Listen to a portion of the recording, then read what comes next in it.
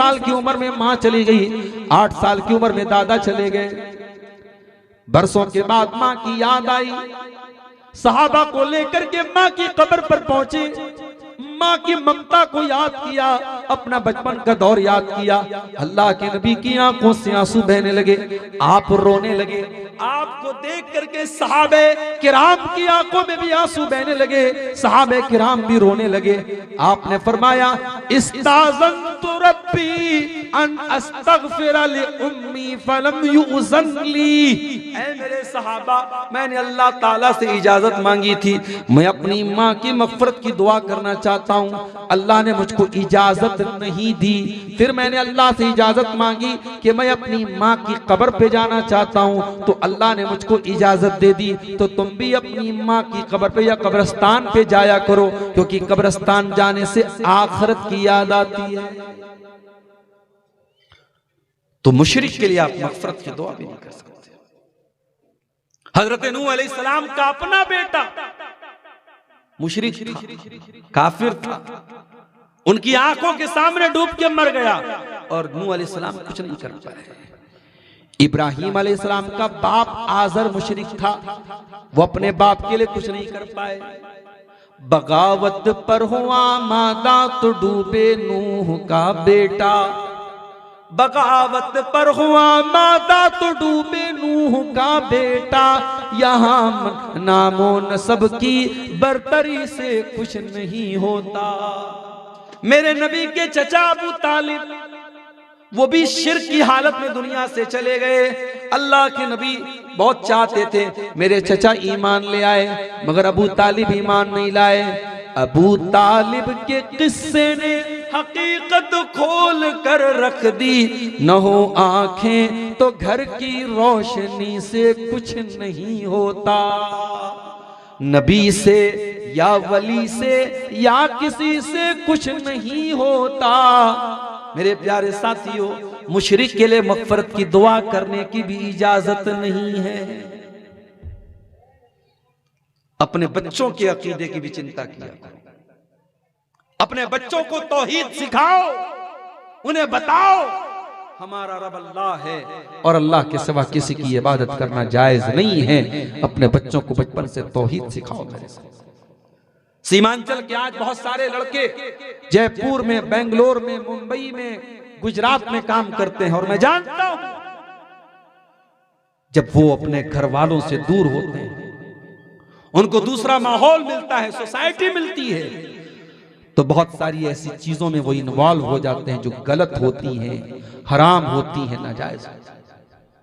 मेरे भाइयों, अपने बच्चों को इतना मजबूत बना दो, वो जयपुर जाएं, वो बेंगलोर जाएं, वो मुंबई जाएं, वो गुजरात जाएं, वो सऊदी जाएं, वो दुबई जाएं, वो कहीं भी चले जाएं, अपने ईमान पर कायम रहे, अपनी तौहीद पर कायम रहे।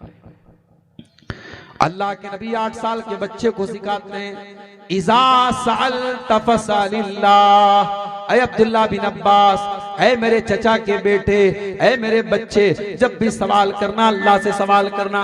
वइज़स्तअनत फस्तइन बिल्लाह, और जब भी तू मदद मांगना तो अल्लाह से मदद मांगना।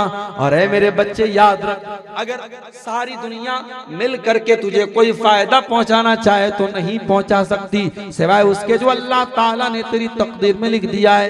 सारी दुनिया मिल करके तुझे कोई नुकसान पहुंचाना चाहे तो नहीं पहुंचा सकती, सिवाय उसके जो अल्लाह ताला ने तेरी तकदीर में लिख दिया है। रुफ़ियतिल अक़लाम व जफ़्फ़तिस सुहफ़, ऐ बच्चे, तकदीर का कलम सूख चुका है, तकदीर का कलम उठाया जा चुका है, तकदीर लिखी जा चुकी है, तकदीर में चेंजिंग नहीं होगी। जो तेरी तकदीर में लिखा है उससे ज्यादा तुझको मिलने वाला नहीं है। 8 साल के बच्चे को अल्लाह के नबी तौहीद सिखा रहे। मेरे भाइयों, हम और आप कहां खड़े हैं? अब तो धीरे धीरे मदरसे भी बड़ी तेजी से मदरसे बंद हो रहे हैं। हमें गैरों से क्या शिकायत है? हम तो खुद अपने मदरसों को आज बंद करने की कगार पे चल रहे हैं। कितने मदरसे हैं, वहां का टीचर बेचारा जब रमजान में चंदा करता है तब जाकर के उसकी सैलरी का इंतजाम होता है। वो चंदा न करे तो बेचारे की सैलरी ही नहीं। बंगाल में हमारे एक दोस्त हैं, हर साल बेंगलोर साइड में साउथ इंडिया में चंदा करने जाते हैं, धूप में खड़े रहते हैं कई घंटे। रमजान में जब मुझसे मुलाकात होती है तो कभी कभी आंखों में आंसू आ जाता है। कहते हैं मौलाना बड़ी मजबूरी का काम है, बड़ी बातें सुनना पड़ता है, बड़ा जलील होना पड़ता है, मगर क्या करें, मजबूरी हमारी, हम चंदा न करें हमारी तनख्वाह भी नहीं मिली। ये कौम इस हद तक गिर चुकी है। अपने आलिमों को आपने, अपने कुरान पढ़ाने वाले उलमा को और टीचरों को आपने इतना जलील कर दिया, उनको लोगों के दरवाजों पे भीख मांगने पर मजबूर कर दिया। छोटे छोटे बच्चे बेचारे वो ऑटो लेकर के और टोटो लेकर के वो चंदा कर रहे हैं, और तब जाकर के उन मदरसे में पढ़ने वाले बच्चों के अनाज का और उनके धान का और उनके खाने का इंतजाम हो रहा है। हमें हुकूमतों से क्या रोना, हमें गैरों से क्या रोना, इन मदरसों को बंद करने के जिम्मेदार तो हम खुद होते चले जा रहे हैं। याद रखो, ये मदरसे जब तक चल रहे हैं तौहीद की आवाज बंद नहीं होगी इंशाअल्लाह। ये मदरसे जब तक बाकी हैं ला इलाहा इल्लल्लाह और मोहम्मद रसूलुल्लाह की सदाएं बुलंद होती रहेंगी। और जिस दिन ये मदरसे भी बंद हो गए, आपका बच्चा अंग्रेजी तो बहुत अच्छी बोलेगा, घर में आएगा गुड मॉर्निंग मम्मा, गुड इवनिंग पापा, गुड आफ्टरनून डैडी, ये सब बोलेगा, मगर आपका बच्चा अल्लाह के बारे में कुछ नहीं जानेगा, रसूल के बारे में कुछ नहीं जानेगा, ईमान के बारे में कुछ नहीं जानेगा। तो सबसे बड़ा जो गुनाह है, जो जहन्नम में लेके जाने वाला है, वो शिर्क है मेरे प्यारे साथी। और आगे बढ़िए, वमन यकफुर बिल ईमान फकद हबिता अमलु, जो ईमान लाने के बाद काफिर हो जाए। अच्छा, काफिर का मतलब क्या होता है? काफिर का मतलब बहुत सारे हिंदू भाई, हमारे गैर मुस्लिम भाई, काफिर का मतलब गाली समझते कि गाली दे रहे हैं हमको। अरे नहीं भाई, कोई गाली नहीं है। काफिर का मतलब डिसबिलीवर, ना मानने वाला। मोमिन का मतलब मानने वाला, मोमिन का अपोजिट काफिर। मोमिन मतलब बिलीवर और काफिर मतलब डिसबिलीवर। मोमिन मतलब मानने वाला, विश्वास रखने वाला, आस्था रखने वाला, और काफिर का मतलब ना आस्था रखने वाला, आस्था ना रखने वाला, ना मानने वाला। ये कोई गाली नहीं है। लेकिन हाँ, अगर कोई काफिर है, अल्लाह को नहीं मानता है, रसूल को नहीं मानता है, कयामत को नहीं मानता है, और उसी हालत में वो मर जाएगा, तो कुरान क्या कहता है? वमन यकफुर बिल ईमानि फकद हबिता अमलु व हुवा फिल आखिरति मिनल खासिरीन। जो ईमान लाने के बाद काफिर हो जाएगा और उसी हालत में मर जाएगा, उसके सारे के सारे अमाल बर्बाद हो जाएंगे और वो आखिरत में खसारा उठाने वालों में से हो जाएगा। तो जैसे शिर्क बहुत बड़ा पाप है, वैसे ही कुफ्र भी बहुत बड़ा पाप है। इसीलिए हम लोग ईमान लाते हैं।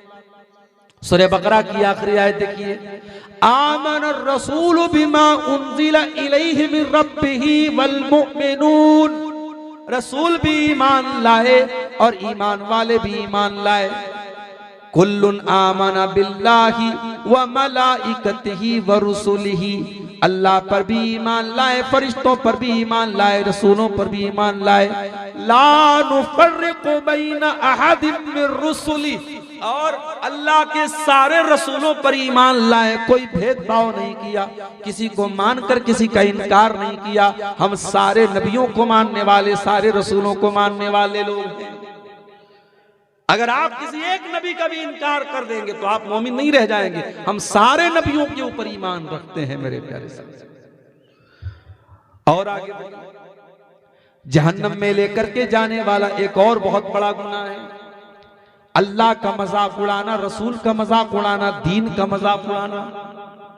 कुल बिल्लाहि व आयातिही व रसूलिही कुंतुम तस्ताज़िऊन। ऐ नबी आप फरमा दीजिए, क्या तुम अल्लाह का मजाक उड़ाते हो? क्या तुम रसूल का मजाक उड़ाते हो? क्या तुम अल्लाह की आयतों का मजाक उड़ाते हो? ला तातज़िरू क़द कफ़रतुम बादा ईमानिकुम।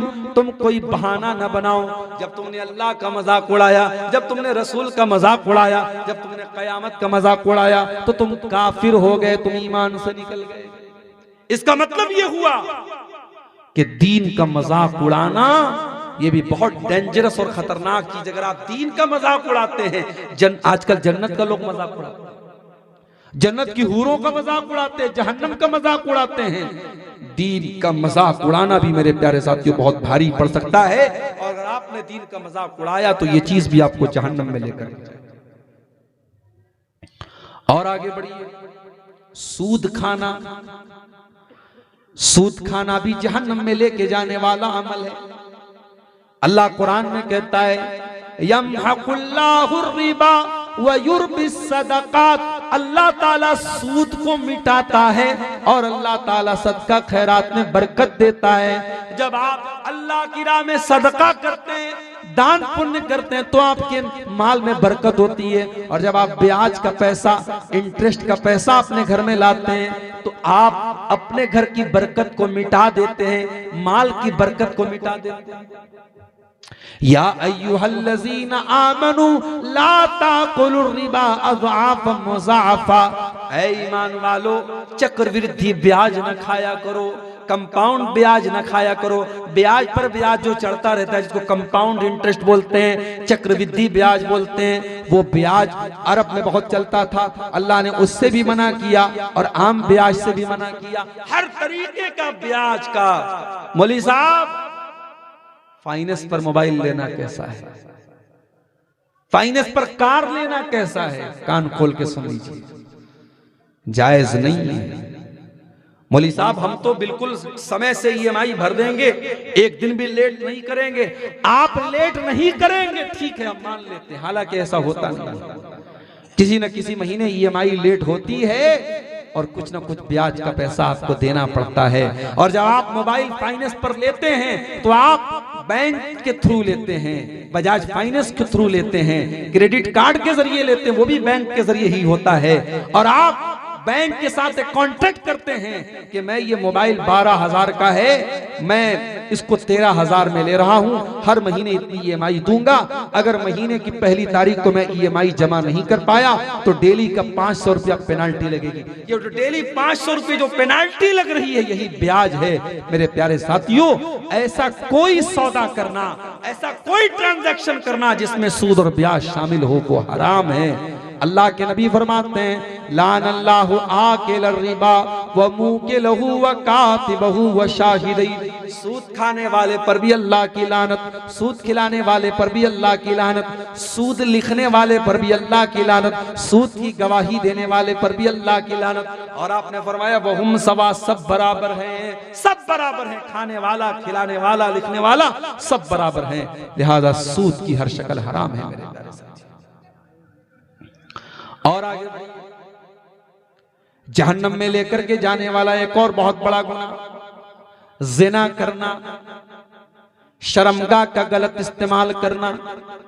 वला तक़रबु ज़िना, ऐ मेरे बंदो तुम जिना के करीब भी न जाना। इन्नहु काना फाहिशतन व साअ सबीला, ये बहुत बुरा काम है, बहुत गंदा रास्ता है, तुम जिना के करीब भी न जाना। अल्लाह के नबी फरमाते हैं अल्लाह जिना हुमन नजर, आंखों का जिना गलत चीजों को देखना है। ओ इंस्टाग्राम की रील पर नंगी वीडियोस देखने वालों, ओ फेसबुक के ऊपर बेहुदा वीडियोस देखने वालों, ओ दिन रात अधूरे कपड़े पहन करके नंगी औरतों के मुजरे देखने वालों, तुम आंखों का जिना कर रहे हो। वल उज़नान जिना गुमल इस्तिमा, और कानों का जिना गंदी चीजों को सुनना है। वल लिसानु जिनाहुल कलाम, और जबान का जिना गलत चीजों को जुबान से निकालना है। वल यदु जिना हल बच्चू, और हाथ का जिना गलत चीजों को टच करना है। वर्रिजलु जिना हल खुता, और पैरों का जिना गलत चीजों की तरफ चल के जाना है। वल कल्बु यहवा व यतमन्ना, और इंसान के दिल में गलत इच्छाएं पैदा होती हैं। वल फर्जु युसद्दिकु ज़ालिका औ युकज़्ज़िबहु, और फिर इंसान की शर्मगाह जो होती है वो दिल की या तो तस्दीक करती है या इनकार करती है, या तो इंसान गलत काम कर देता है या बच जाता है। इसका मतलब ये हुआ कि जो अपनी आंखों की हिफाजत नहीं करेगा, जो कानों की हिफाजत नहीं करेगा, जो जबान की हिफाजत नहीं करेगा, जो हाथ और पैर की हिफाजत नहीं करेगा, वो जिना से उसका बचना बहुत मुश्किल है मेरे प्यारे साथी। जिना हराम है, जहन्नम में लेके जाने वाला है।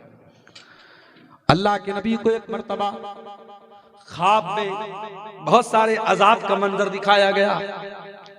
आपने ख्वाब में देखा, और ये बात भी याद रखो कि अल्लाह के नबी का जो ख्वाब होता है वो भी सच्चा होता है। आपको ख्वाब में रियल दिखाया जाता है। आपने ख्वाब में देखा कि एक तंदूर है और उस तंदूर में कुछ मर्दों और नंगे लटके हुए, उल्टे लटके हुए, और जहन्नम की आग का शोला उनकी शर्मगाह के अंदर दाखिल होता है और वो बिलबिलाने लगते हैं, चिल्लाने लगते हैं। आपने पूछा मन हाउला, ये कौन लोग हैं? फरिश्तों ने कहा हाउलाई ज़ुनात वज़्ज़वानी, ऐ अल्लाह के नबी ये ज़िनाकार मर्द औरत है, ये ज़िनाकार, ये ज़िना करने वाले मर्द औरत हैं जिनकी शर्मगाहों में जहन्नम की आग का शोला डाला जा रहा है। अल्लाह अकबर। ये आग का अज़ाब या तो कब्र में दिया जा रहा है या जहन्नम में दिया जाएगा, जो अल्लाह के नबी को ख्वाब में दिखाया जा रहा है। इसीलिए कुरान कहता है वला तक़रबुज़ ज़िना, ज़िना के करीब मत जाओ। नबी अकरम से पूछा गया सबसे ज्यादा जहन्नम में लोग क्यों जाएंगे? आपने फरमाया अल फम वल फर्ज, जबान की वजह से जाएंगे, शर्मगाह की वजह से जाएंगे। इसीलिए अल्लाह के नबी ने फरमाया दो चीजों की गारंटी ले लो, मैं तुम्हें जन्नत की गारंटी देता हूँ। एक अपनी जबान की गारंटी ले लो, एक शर्मगाह की गारंटी ले लो। और इसीलिए ज़िना से रोकने के लिए इस्लाम ने मर्द को हुक्म दिया कुल्लिल मोमिनीना यग़ुद्दू मिन अब्सारिहिम, ऐ मर्दो अपनी निगाहों को नीचे रखो, व यहफ़ज़ू फ़ुरूजहुम, और अपनी शर्मगाह की हिफाजत करो। और औरत को हुक्म दिया गया वला युबदीना ज़ीनतहुन्ना, औरत अपनी खूबसूरती को गैर मर्दों के सामने जाहिर न करे। यहाँ तक कि मस्जिद में भी जाए तो खुशबू लगा करके न जाए। अगर खुशबू लगा करके कोई औरत जाती है, नबी ने फरमाया वो बदचलन औरत है, फाहिशा औरत है, जानिया औरत है। मेरे प्यारे साथियों, इस्लाम ने औरत को पर्दे का हुक्म दिया, गैर मर्द के साथ तन्हाई इख्तियार करने से मना किया है, जीजा के साथ तन्हाई इख्तियार करने से साली को मना किया है, देवर और जेठ के साथ तन्हाई इख्तियार करने से भाभी को मना किया है, खाला मामू और ताया के चचा के लड़कों के साथ तन्हाई इख्तियार करने से जवान लड़की को मना किया है। ये तमाम तालीमात और शिक्षाएं इस्लाम ने इसी ज़िना से रोकने के लिए। और आगे बढ़िए, जहन्नम में लेकर के जाने वाला एक और अमल, यतीम का माल खाना। जो बच्चा अनाथ हो जाए, जो बच्चा यतीम हो जाए, जिस बच्चे का बाप मर जाए, उसके माल को नाजायज तरीके से खाना। फरमाया इन्नल्लज़ीना याकुलूना अमवालल यतामा ज़ुल्मन इन्नमा याकुलूना फी बुतूनिहिम नारा। जो यतीम का माल नाजायज तरीके से खा रहे हैं, वो अपने पेट में जहन्नम की आग भर रहे हैं, वो अपने पेट में जहन्नम की आग भर रहे हैं। मेरे प्यारे भाइयों, कभी किसी यतीम का माल न खाना। हो सके तो यतीम के सर पे हाथ रख देना, हो सके तो यतीम को पाल लेना, हो सके तो यतीम का सहारा बन जाना। अल्लाह के नबी फरमाते हैं अना वकाफिलुल यतीम कहातैन, मैं और यतीम को पालने वाला, मैं और यतीम की परवरिश करने वाला। आपने दोनों उंगलियों से इशारा करके फरमाया जैसे दोनों उंगलियां एक दूसरे से बिल्कुल करीब करीब हैं, मैं और यतीम से पालने वाला जन्नत में एक दूसरे के करीब रहे। तो यतीम का हक कभी मत मारना, यतीम का हक मारने वाला भी जहन्नम की आग में जाए। एहसान जताने वाला, किसी के साथ नेकी करने के बाद कभी एहसान न जताना। अल्लाह के नबी फरमाते हैं ला यदखुलुल जन्नता अल मन्नान वल आक व मुदमिनुल खम्र।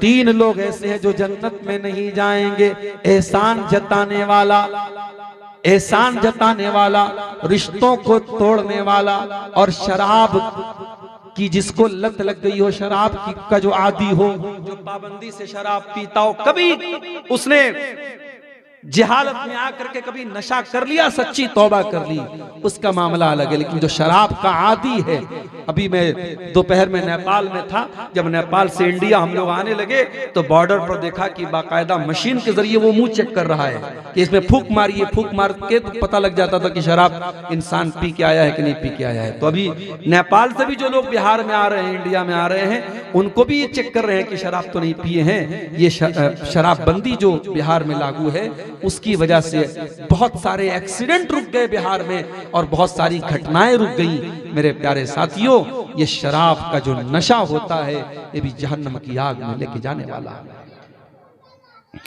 इसीलिए कुरान कहता है, या अय्युहल्लज़ीना आमनू इन्नमल खम्रु वल मैसिरु वल अंसाबु वल अज़लामु रिज्सुम मिन अमलिश शैतान। ऐ ईमान वालो, शराब, जुआ और पासे के तीर और गैरुल्लाह के आस्ताने, ये सारी की सारी चीजें गंदी हैं, ये शैतान का काम है। फजतनिबूहु, इनसे बचो, लअल्लकुम तुफ्लिहून, तभी तुम कामयाब हो सकते हो। इन्नमा युरीदु शैतानु अन युक़िया बैनकुमुल अदावत वल बग़दा फिल खम्र वल मैसिर। शैतान तो यही चाहता है शराब और जुआ के जरिए तुमको आपस में लड़ा दे।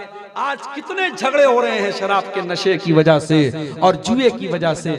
आज इसी जुए के चक्कर में आपके कितने नौजवान तबाह हो गए, अपनी माँ के जेवरों को बेच दिया, अपने बाप का मकान तक गिरवी रख दिया। आज ये जुआ, ऑनलाइन जुआ, सट्टेबाजी का जुआ, ड्रीम 11 का जुआ, क्रिप्टो करेंसी का जुआ, ये जुआ की जितनी शक्लें हैं मेरे प्यारे साथियों, ये सब की सब हराम हैं। और कुरान कह रहा है कि शैतान तो यही चाहता है शराब और जुए के जरिए तुमको लड़ा दे। वयसुद्दकुम अन ज़िक्रिल्लाह व अनिस सलाह, और तुमको अल्लाह ताला के जिक्र से रोक दे, तुमको नमाज से रोक दे। फहल अंतुम मुंतहून, तो ऐ मेरे बंदो, तुम शराब और जुआ को छोड़ोगे या नहीं छोड़ोगे? तो शराब भी बहुत गंदी चीज है और जहन्नम में लेके जाने वाली चीज है। और आगे बढ़िए, गीबत करना, चुगली करना। अल्लाह के नबी ने फरमाया कि जब मैं मेराज के सफर में गया, मैं कुछ लोगों के पास से गुजरा, मररतु बिक़ौमिन लहुम अज़फ़ारुम मिन नुहासिन, मैं ऐसे लोगों के पास से गुजरा जिनके लोहे के, तांबे के नाखून थे और वो अपने चेहरों को नोच रहे थे। यक़मिशून बिही वुजूहहुम व सुदूरहुम, वो अपने तांबे के नाखूनों से अपने सीनों को खरोच रहे थे, अपने चेहरों को नोच रहे थे। मैंने पूछा ये कौन लोग हैं जिब्रील? बताया गया, हाउलाइल्लज़ीन यक़ऊन फी आराज़िन नास, ऐ अल्लाह के नबी, ये गीबत करने वाले लोग हैं, ये दूसरों की इज्जत व आबरू पर हमला करने वाले लोग हैं। ऐ अल्लाह के नबी, ये दूसरों की इज्जत व आबरू के पीछे पड़ने वाले लोग हैं। ओ मेरी प्यारी माँ बहनों, जबान की हिफाजत करना, गीबत न करना, चुगली न करना। ये गीबत और चुगली भी आपको जहन्नम की आग में लेके जा सकती है। अल्लाह के नबी ने एक मर्तबा हजरत मुआज इब्न जबल से कहा था कि ऐ मुआज इब्न जबल, क्या मैं तुझको पूरे दीन का खुलासा न बता दूं? कहा कि अल्लाह के नबी जरूर बता दीजिए। आपने जबान की तरफ इशारा करके फरमाया कि ऐ मुआज, जबान पर काबू पा लेना, जुबान पर कंट्रोल कर लेना। हजरत मुआज इब्न जबल ने कहा, अल्लाह के नबी, क्या लोग अपनी जबान की वजह से भी जहन्नम की आग में जाएंगे? आपने फरमाया, वहल युकब्बुन नासु अला मनाखिरिहिम इल्ला हसाइदा अलसिनतिहिम। ऐ मुआज इब्न जबल, लोग अपनी नाक के बल घसीट करके जहन्नम की आग में इसी जबान की वजह से जाएंगे। तो जबान भी जहन्नम में लेके जा सकती है मेरे साथ। और आगे बढ़िए, हराम कमाई, जुए की कमाई, सूद की कमाई, भाई की जायदाद हड़प ली, बहन का हिस्सा हड़प लिया, हराम कमाई आपके घर में आएगी। अल्लाह के नबी फरमाते हैं, मा नबता लहमुन मिन सुहतिन, जिस बदन के अंदर हराम की कमाई जाएगी, जिस शरीर के अंदर हराम की कमाई जाएगी, फन्नारु औला बिही, वो शरीर जहन्नम की आग में जाएगा। हराम की कमाई अगर घर में आएगी, इबादतें कबूल नहीं होगी, हज और उम्रा कबूल नहीं होगा, रोजा कबूल नहीं होगा, ज़कात कबूल नहीं होगा। अल्लाह के नबी फरमाते हैं एक आदमी बड़ा लंबा सफर करके आता है, सफर करके आता है, बाल भी उसके मैले कुचैले, कपड़े भी उसके मैले कुचैले, हाथ उठा उठा के दुआ करता है, या रब्बे कह के दुआ करता है। व मतमू हराम व मलबसहू हराम व मशरबहू हराम, उसका खाना हराम कमाई का, उसका पानी हराम कमाई का, उसका कपड़ा हराम कमाई का। फअन्ना युस्तजाबु लिज़ालिक, ऐसे इंसान की दुआ कहां से कबूल होगी?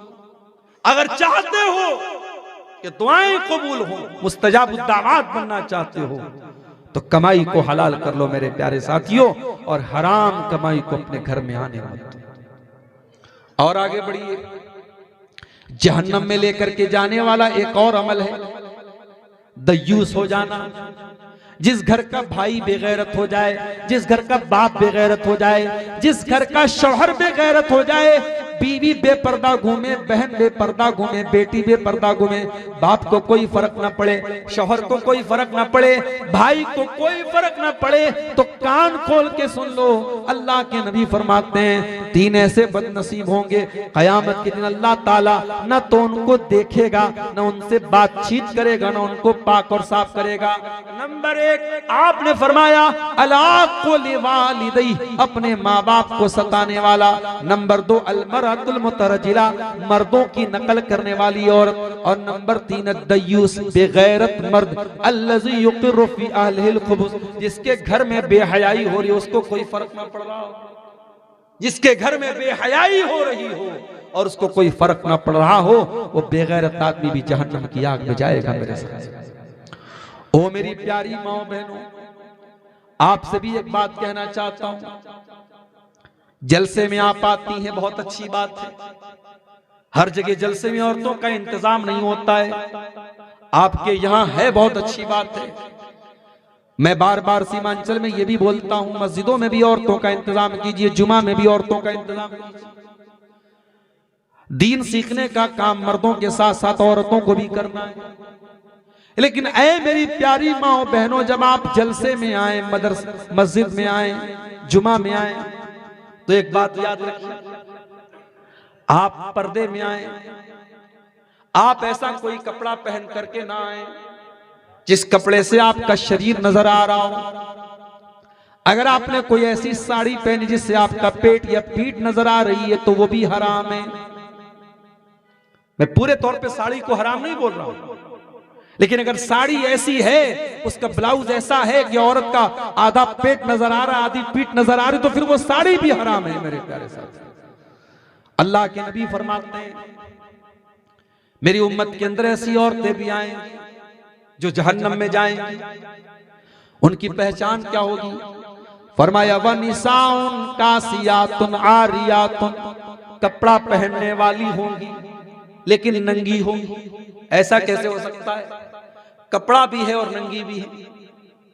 शायद जब अल्लाह के नबी ने ये हदीस सुनाई थी, सहाबा को उतनी समझ में नहीं आई जितनी आज हमको समझ में आ रही है।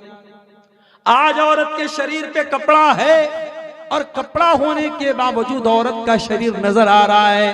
कपड़ा इतना पारदर्शी, इतना ट्रांसपेरेंट है, इतना दुबला, इतना उसके बदन की जो बनावट उसको दिखा रहा है, इतना टाइट है कि कपड़ा पहन करके भी औरत नंगी है। वनिसाउन कासियातुन आरियातुन मुमीलातुन माइलातुन, कपड़ा पहनने के बावजूद नंगी होंगी, गैर मर्दों को अपनी तरफ आकर्षित करेंगी और खुद भी उनकी तरफ आकर्षित होंगी। रुऊसुहुन्न कास्निमतिल बुख्तिल माइला, उनके सर के ऊपर बुख्ती ऊंट के कोहान की तरह हेयर स्टाइल होगा। ये जो औरतें बाल में जूड़ा बांधती हैं, तो कुछ उलमा ने इस हदीस को सामने रख करके कहा कि ऐसा बाल का जोड़ा बनाना जो ऊंट के कोहान की तरह बिल्कुल उठा हो, ये जायज नहीं है।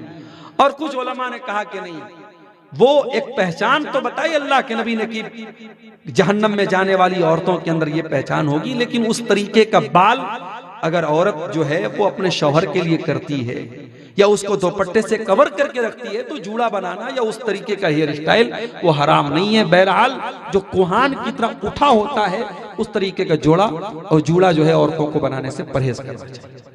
असल में मेकअप में भी तो बहुत कुछ हो रहा है आजकल। तो माशाअल्लाह जब से कोरोना का दौर आया है, पहले तो बहुत सारी औरतें जो नकाब में चलती थी, अब नकाब के बजाय खाली मास्क से काम चल रहा है। और मास्क भी माशाअल्लाह अब साड़ी और लहंगे से मैच करके चल रहा है। दुल्हन का जिस कलर का लहंगा है उसी कलर का जो है उसका मास्क भी है। और अब तो नकाब भी माशाअल्लाह, नकाब के ऊपर लाइट भी लगी है, चमक रही है। और किसी नकाब के ऊपर शहजादी लिखा है, किसी पर कलमा तैयबा लिखा है। अब यही बचा है कि साहब कलमा लिखना है तो नकाब पे लिख दो, शहजादी लिखना है, अरे होंगी भाई आप अपने बाप की शहजादी, उसको नकाब पे लिखने की क्या जरूरत है। नकाब का मकसद पर्दा करना है, उसका मकसद मत खत्म होने दो मेरी प्यारी बहनों। अल्लाह के नबी ने बड़े सख्त अल्फाज इस्तेमाल किए, कहा कि ऐसी औरतें जो मायल करेंगी, आकर्षित करेंगी दूसरे मर्दों को, ला यदखुलनल जन्नह, ऐसी औरतें जन्नत में नहीं जाएंगी। वला यजिदन रीहा, और जन्नत में जाना तो बहुत दूर की बात है, ऐसी औरतें जन्नत की खुशबू भी नहीं पाएंगी। मेरी प्यारी माँ और बहनों, जहन्नम की आग से अगर आपको बचना है तो ये बेहयाई और बेपर्दगी आपको छोड़नी पड़ेगी।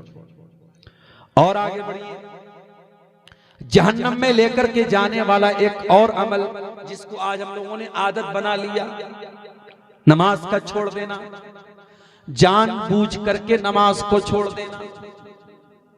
इस्लाम में नमाज किसी हालत में माफ नहीं है।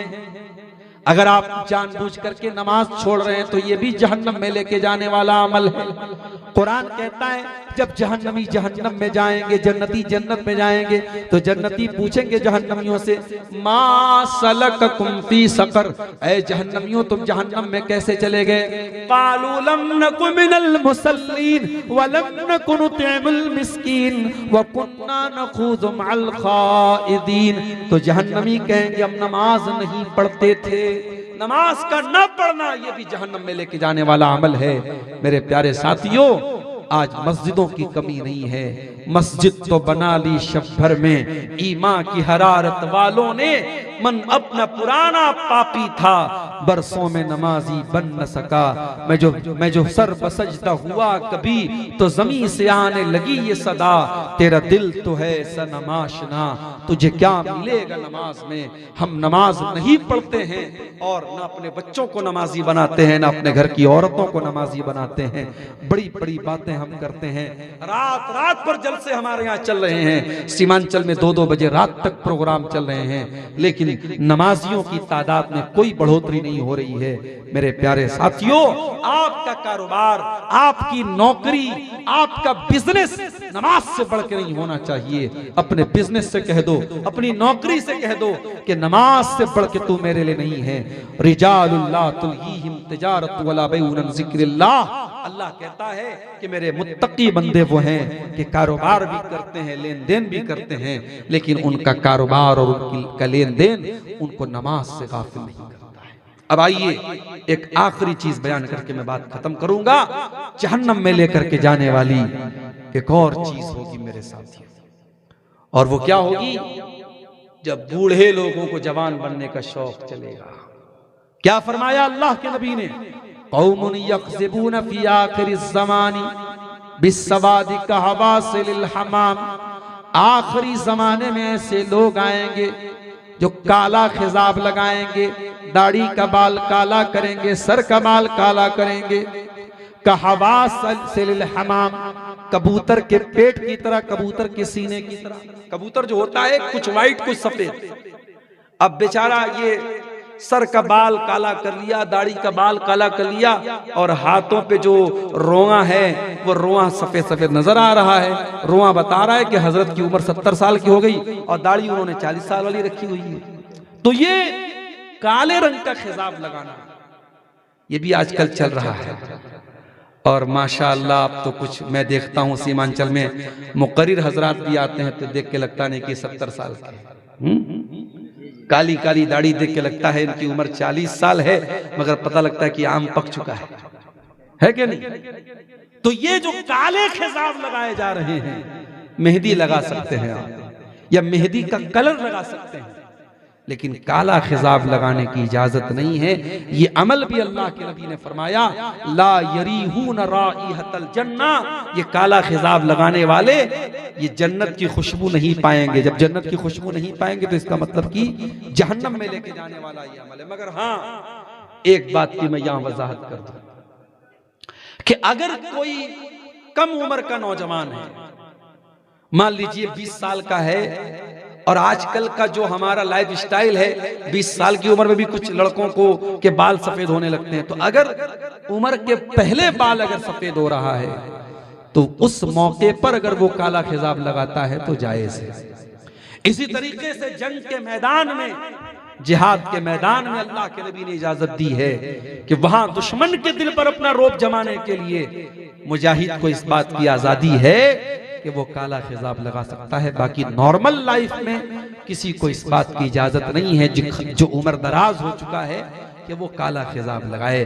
तो मेरे प्यारे साथियों, जहन्नम में लेकर के जाने वाले ये चंद अमाल थे जो आपके सामने बयान किए गए, और इस उम्मीद में मैंने बयान किए हैं कि इन अमाल से हम अपने दामन को बचाएंगे। अल्लाह से दुआ है रब्बुल आलमीन हम सबको जहन्नम की आग से बचने की तौफीक अता फरमाए, और जहन्नम में लेके जाने वाले जो अमाल बयान किए गए हैं परवरदिगार, इन तमाम अमाल से हम सबकी हिफाजत फरमाए। जो हम में बीमार है अल्लाह उनको शफाए कामिला अजला अता फरमाए, जो रोजगार से परेशान है अल्लाह उनके कारोबार में बरकत नसीब फरमाए। जब तक हम दुनिया में जिंदा रहें, इस्लाम पर जिंदा रहें और हमारा खात्मा ईमान पर हो, आमीन। रब्बना तक़ब्बल मिन्ना इन्नका अंतस समीउल अलीम व तुब अलैना इन्नका अंतत तव्वाबुर रहीम। व सल्लल्लाहु तआला अला नबीना मुहम्मद व अला आलिहि व सहबिहि अजमईन। वस्सलामु अलैकुम व रहमतुल्लाहि व बरकातुहू।